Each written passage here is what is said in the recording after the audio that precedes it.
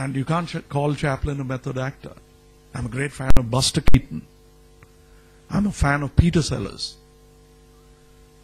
And he's a formidable actor. You must see a film called Tea House on the August Moon by Brando. He plays a Japanese. Why would I not do so many accents in my films? I was trained by these actors for free. I like Stanley Kubrick. He's no actor, but he shaped the actor in me, the way he deals with his actors. I'm a great fan of Hitchcock. For him, actors are cattle. That's all he thinks of them. But doesn't matter. But what a great farm he has. Beautiful farm, the best in the world.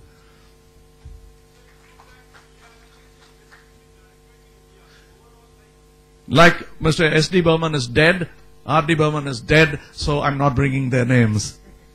But otherwise, he ranks in that. We should be happy that he's alive also. Good evening, sir. This is Rupin. It's an honor to share this space with you. You're legend in your own field. Currently, I'm feeling a lot of vibes from you. Being so close to you, you have having a lot of positive energy. This question relates to your childhood. I would like to ask something about that. Whenever we speak of legends, we see that they, from their very starting, they show their inner talent. We see Sachin Tendulkar, he stands with a bat when he was 5 years old. When we see Michael Jackson, he is dancing from 12 years old. So today you are a great legend in your own field.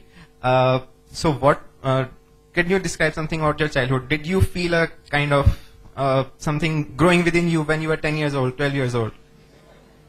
Oh yeah, my lung, heart, everything grew in size.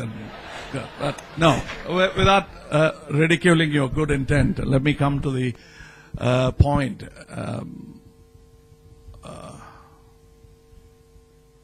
There was quite a list of questions there within that. So let me say what was that. I hated the word legion because it makes it so untrue and makes it sound like a yarn. No, legions are made. A lot of stuff is added on to what actually exists. So let me bring it down to ground zero, and not the American one, to ground zero, and take it up from there. What did I find in me as a child? A good family around me. That was important. And when I say a good family, I'm not talking about pious, God-fearing. It didn't matter what they were. They were a good family. They were nurturing in nature. And fortunately, it also happened that I happened to be a very late child of my father. He was 50 when I was born. So that made me a grandchild. And my brothers became my fathers, actually. And my father was my grandfather. And that's why I make a film like Hey Ram, because I am stuck in a time warp. I understand 1940s and 50s better because I've heard stories about it, so much of it. So I'm able to look at today from that point of view, which gives me a vantage position to look at it. So if you're talking about what inspired me, it's a family. My sister is a great classical dancer. So it was peer pressure that I had to do something equally good. My brother was, apart from being a lawyer, after finishing his law, he went to do his MA philosophy. It's a bit wonky in the head to do such a thing. But I liked it. He's my hero too. And my other brother went into business. He quit law and went into business totally. He's a businessman even today. He never one day went to the court except to collect his sanad, as they call it. And that's it. And these are the kind of people who peopled my life. And they were all encouraging. And they were, it was a different kind of, my eldest brother was an atheist. And a loudly proclaimed one. So was my uncle. And my uncle was a union leader. So you see where Anbe Shivam comes from. So Nalla Shivam comes, a bit of it from my life. This is what I know. It's because of my village that I came from. Suddenly I was thrown into the urban situation, not when I was 20, but when I was 3. So it didn't sort of the culture shock was not there. It was another playground for me. So I graduated. What was a culture shock was not even America. Bombay was for me. I suddenly realized this side of the Vindhyas behaves, talks differently, and this side of Vindhyas is different. And my respect for Mr. Gandhi grew multifold because he managed to unite this parochial, warring faction, probably 56 factions, I don't know how many were there. But it's very difficult. If you want to know something about management, know about this man.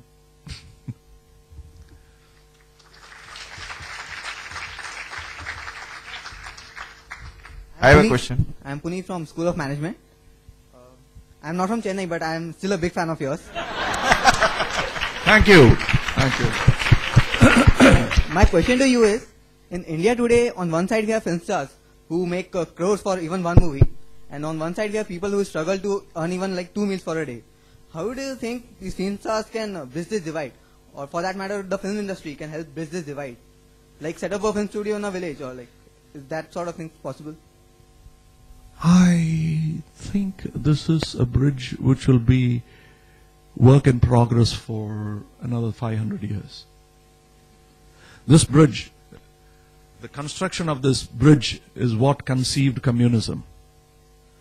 Marx and Engels wrote Das Kapital with the hope of bridging this. The work is still in progress. It's not done. Some people are fighting with guns, some people hide in the forest, some people are bringing it in the form of democracy. I don't know how many of you, I'm in the front seaters would know, but how many of you know about Gandhian Marxism? There was one stage, Mr. Ram Manohar Lohia wanted to sponsor that kind of, much to the chagrin of true-blooded communists.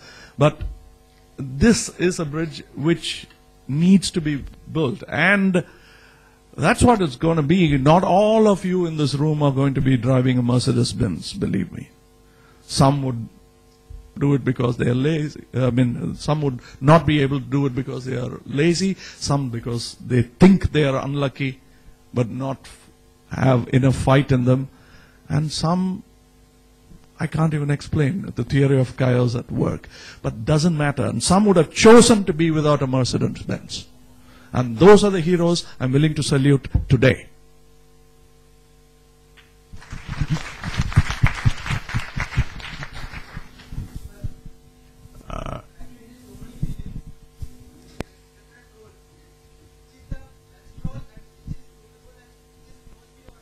Kamal Haasan.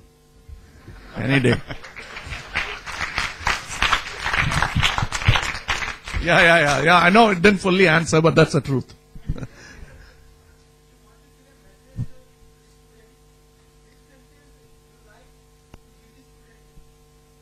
A message? I started with that. I said I'm a high school dropout. Yes? Okay. Now we are getting very parochial here. Yeah, but that's okay. Come. Okay.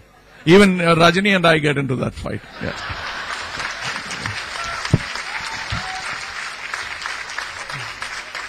But that's a healthy one. I hope you have a healthy fight.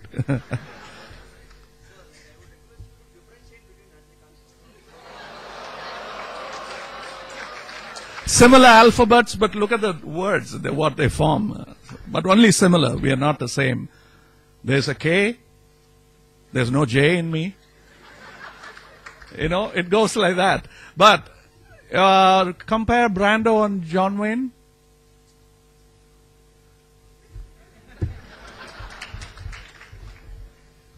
A picture, they say, is worth 1,000 words. And we know books have changed society. Do you feel, sir, that pictures, cinema, has changed society? Pictures have changed society right from the time of caves. The caves in France are proof enough. The first hunt was very important for this series of other generations. The Cro-Magnon man must have benefited from it. Or we don't know. We don't know if the Homo erectus ever painted at all. Probably he did. So the pictures make a lot of impact even before language. So we only made it more mobile perfected. We added a little blur to it, and even in digital cinema, we still have to add the blur to make it comfortable for you. And pictures are, yes, but now the multimedia platform, the convergence of all the platform is going to make this all look into one form. Pictures, words, it's going to be like a person. The media technology is going to become like a person. So you're not going to say, I met two pairs of eyes and a mouth and a friendly ear. You just say, I met so-and-so. I think technology will reach a position where you will be able to say, I met an idea. I just saw an idea.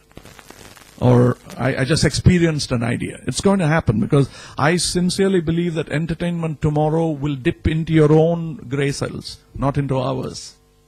We will just be manipulators working with your gray cells, your memories, your colors, because ultimately the customer is right. So how right can we be in trying to manipulate it? So we leave it all into your head and start playing with your head. We already do. Something like Inception? Yes, movie? could be. No, but this much before the director of the film decided to make films, I've been thinking of this idea. So this is a pet idea of mine where you get into the minds, which is, I mean, I'm not talking in terms of dreams or just a hypothesis, but I think you can, there are certain researchers going on in neurotechnology where they are able to get into the mind. Right now only with monkeys, but then it'll also happen to Homo sapiens soon. When that happens, our business will move